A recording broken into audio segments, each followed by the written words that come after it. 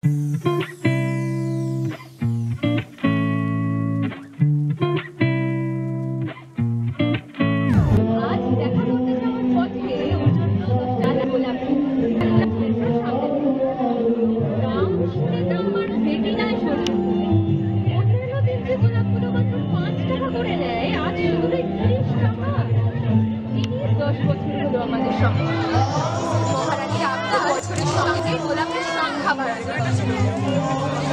মানে এর পরের বছর 11টা আর আজ থেকে 8ই ফেব্রুয়ারি।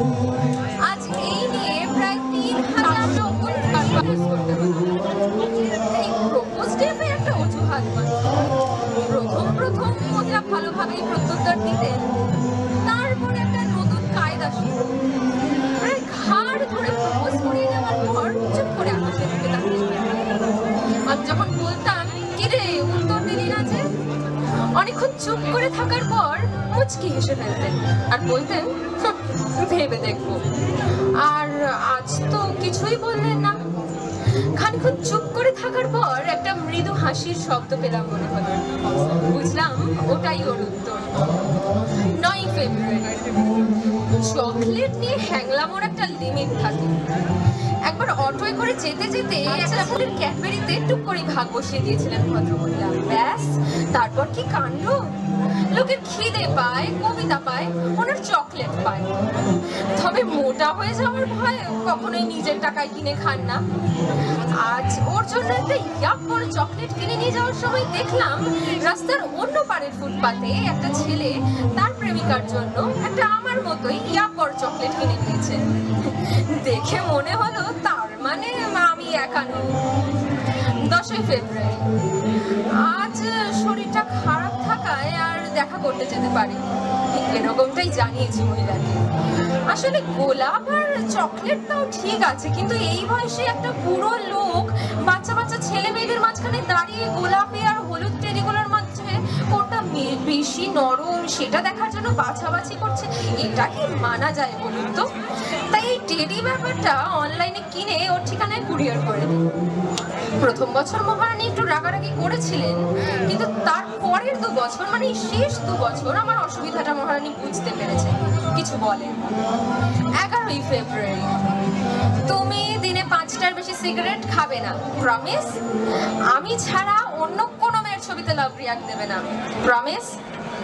I like your salt and pepper look, so you are not going to dye your hair, promise? এই ছিল মহিলার গত 3 বছরে প্রমিস করানোর নমুনা। এই জজসা প্রমিসিং এজেন্ডা নিয়ে যে মানুষটা গত 3 বছর ধরে দিনের দিন আমাকে সহ্য করেছে, তাকে ভালো না বেশে থাকা যায় বলুন? তাই আজ আমি আগে ভাগেই বলে দিলাম, প্রমিস, তুই যা বলবি আমি তাই করবো। শুনে মহিলা এতটাই হতভম্ব হয়ে গেলে যে ওর থেকে আর কোনো কথাই বেরোলো না। 12ই ফেব্রুয়ারি। আজ একটা সিকিউরিটি গার্ড আমাদের দেখে কিছুক্ষণের জন্য থমকে গেছিল। মহিলার বরাবরের অভিযোগ আমি যখন ওর পাশে হাঁটি তখন নাকি আমাকে ওর জেঠু বলে মনে হয়। আমাকে জড়িয়ে ধরলে নাকি ওর মনে হয় উনি পাহাড়ে ওঠা প্র্যাকটিস করছেন।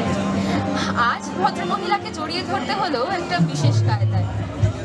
অবশ্য আর কোনো উপায়ও ছিল না। ঠিক সেই সময় ওই সিকিউরিটি গার্ড ভদ্রলোক এসে আছে। উফ, আর সময় পেল না আসার। 13ই ফেব্রুয়ারি। এই ব্যাপারটা না ব্যক্তিগত, তো আজ পর্যন্ত যতবার ভদ্রমহিলাকে চুমু খেয়েছি মনে হয়েছে বুকের ভেতর যেন কেউ দামামা বাজিয়েছে। আজও তার অন্যথা হলো না। শুধুমাত্র সিকিউরিটিটা এসবের মাঝখানে এসে পড়ে আরো একবার আমাদের দেখে অবাক চোখে তাকিয়ে ফিল করে। কাউকে বোধহয় এইভাবে আগে চুমু খেতে দেখে। কি করব? মহিলা যে মাটির নিচে কফিনের মধ্যে দিব্যি শুয়ে আছে, চুমু খেতে গেলে আমাকে তো ঠোঁটটা মাটিতে ঠেকাতেই হবে।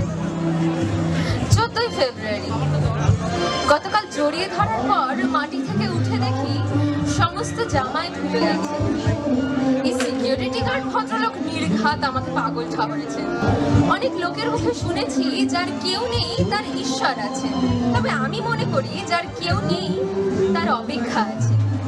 আর এই সারা জীবনের মতো আলাদা হয়ে যাওয়া দুটো মানুষকে এক আকাশের তলায় সামনাসামনি দাঁড় করিয়ে দিতে।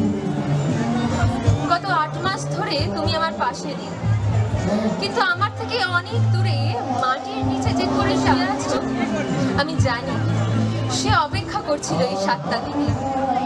এই 7টা দিন কারো চোখে লোক দেখানো, কারো চোখে আদেখলাপনা, কারো চোখে করণীয়, মাঝে মাঝে বিরক্ত হতাম এই কিন্তু আজ তুমি যখন আমার পাশে নেই তখন বুঝতে পারলাম দিনের মাহাত্ম্য।